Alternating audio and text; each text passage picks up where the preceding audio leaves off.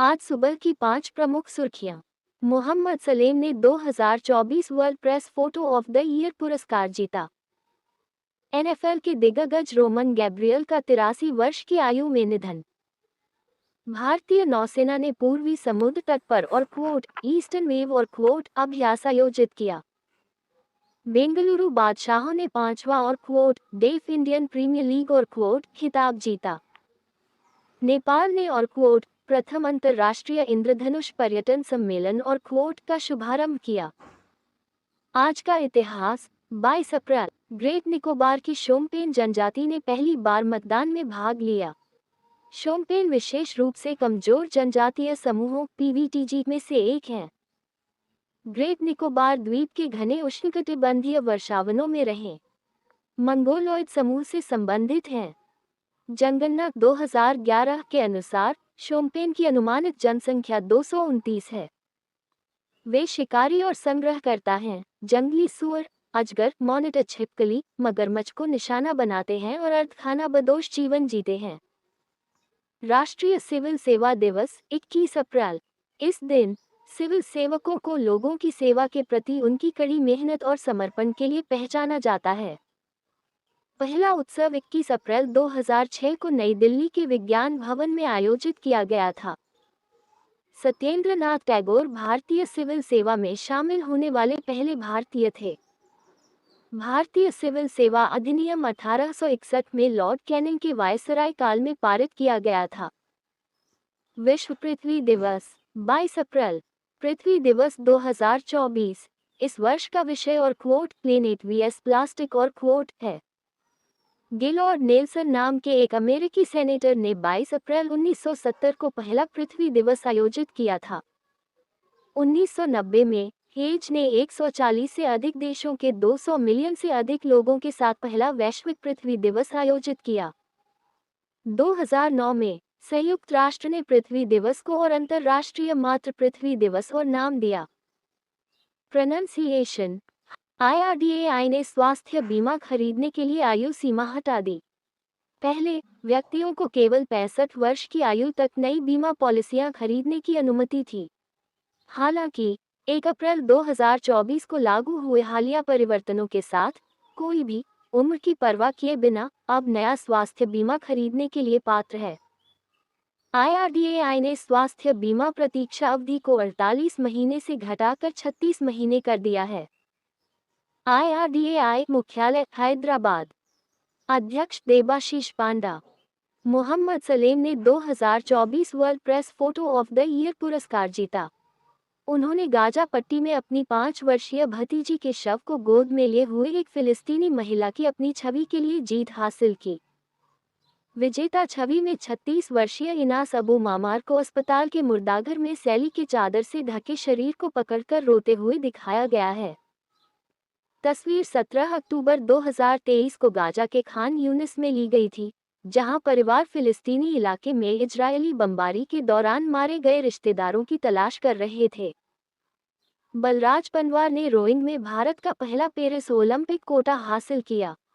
बलराज पनवार ने दक्षिण कोरिया के चुंगजू में एशियाई ओलंपिक क्वालिफायर के पुरुष एकल स्कल स्पर्धा में तीसरे स्थान पर रहकर रोइंग में भारत का पहला पेरिस ओलंपिक कोटा हासिल किया। इस बीच मिक्स्ड डबल्स कल पैरा रोवर्स नारायण कोंगनापल्ले और अनीता अपनी क्वालिफिकेशन रेस में पहले स्थान पर रहे और 2024 पैरा ओलंपिक में अपनी जगह पक्की कर ली। एनएफएल के दिग्गज रोमन गैब्रियल का 83 वर्ष की आयु में निधन।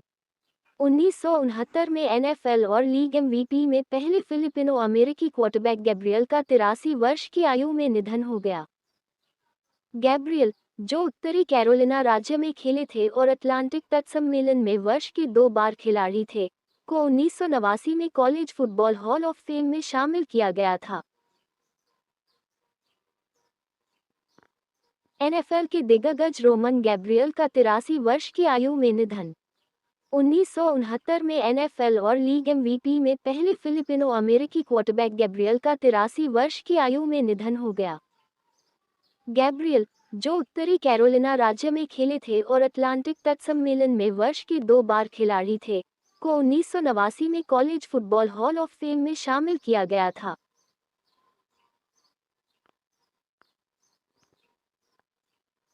भारतीय नौसेना ने पूर्वी समुद्र तट पर ईस्टर्न वेव अभ्यास आयोजित किया। यह अभ्यास पूर्वी नौसेना कमान के flag officer commanding in chief के परिचालन नियंत्रण के तहत आयोजित किया गया था। रक्षा मंत्रालय के मुताबिक इस अभ्यास में जहाजों, पनडुब्बियों, विमानों और विशेष बलों ने भाग लिया। पूर्वी नौसेना कमान की संपत्ति के अलावा अभ्यास में भारतीय वायुसेना, अंडमान और निकोबार कमान और तटरक्षक बल की संपत्ति भी शामिल थी। प्रज्ञा मिश्रा को भारत में ओपनआई का पहला कर्मचारी नियुक्त किया गया। ओपनआई ने भारत में अपना पहला कर्मचारी नियुक्त किया और प्रज्ञा मिश्रा को सरकारी संबंधों की प्रमुख के रूप में नियुक्त किया। मिश्रा 1 जुलाई 2021 से ट्रूकॉलर में सार्वजनिक मामलों के निदेशक के रूप में कार्यरत थे। 39 वर्ष के मिश्रा भारत में चल रहे 2024 के लोकसभा चुनावों के दौरान सरकारी संबंध प्रमुख की भूमिका निभा रहे हैं। बेंगलुरु बादशाहों ने 5वां डेफ इंडियन प्रीमियर लीग खिताब जीता। भारतीय बधिर क्रिकेट संघ (IDCA) द्वारा जम्मू के मौलाना आजाद स्टेडियम में आयोजित 5वें बधिर इंडियन प्रीमियर लीग का समापन समारोह। इस अवसर पर मुख्य अतिथि सचिन कुमार थे। डेफ हैदराबाद ईगल्स के सुदर्शन फाइनल मैच के खिलाड़ी और सर्वश्रेष्ठ गेंदबाज। बेंगलुरु बादशाह के वीरेंद्र सिंह, हैदराबाद ईगल्स के उमर अशरफ बेग सर्वश्रेष्ठ विकेटकीपर। प्रत्यक्ष कर संग्रह 18% बढ़कर 19.58 लाख करोड़ रुपए हो गया। देश का प्रत्यक्ष कर संग्रह बढ़ा है। पिछले वित्त वर्ष में ये राशि 16.64 लाख करोड़ रुपए थी। वित्त वर्ष 2023-24 के दौरान इनकम टैक्स और कॉर्पोरेट टैक्स कलेक्शन बजट अनुमान से 1.35 लाख करोड़ रुपए 7.40% ज्यादा रहा है। वित्त वर्ष 2023-24 में सकल प्रत्यक्ष कर संग्रह अनंतिम 18.48% बढ़कर 23.37 लाख करोड़ रुपए हो गया। नेपाल ने प्रथम अंतर्राष्ट्रीय इंद्रधनुष पर्यटन सम्मेलन का शुभारंभ किया। नेपाल अपने पहले इंद्रधनुष पर्यटन सम्मेलन की मेजबानी कर रहा है, जिसका नेतृत्व मयाको पहचान नेपाल और नेपाल पर्यटन बोर्ड कर रहे हैं। सम्मेलन का उद्देश्य नेपाल को एक प्रमुख LGBT अनुकूल पर्यटन स्थल के रूप में स्थापित करना है, जिसमें देश की कानूनी प्रगति जैसे समलैंगिक विवाह की मान्यता पर जोर दिया जाएगा। सम्मेलन का उद्घाटन महिला, बाल एवं वरिष्ठ नागरिक मंत्री भगवती चौधरी ने किया। संयुक्त अरब अमीरात में महज 24 घंटे में सबसे ज्यादा बारिश दर्ज की गई। दुबई मौसम विभाग के अनुसार 2 साल की बारिश केवल 24 घंटों में होने के बाद शहर में भीषण बाढ़ दर्ज की गई। इसमें दावा किया गया कि क्षेत्र में 24 घंटे के भीतर 6.26 इंच बारिश दर्ज की गई। आमतौर पर रेगिस्तानी क्षेत्र में सालाना 3.12 इंच बारिश होती है। यूएई में 75 साल में सबसे भारी बारिश हुई।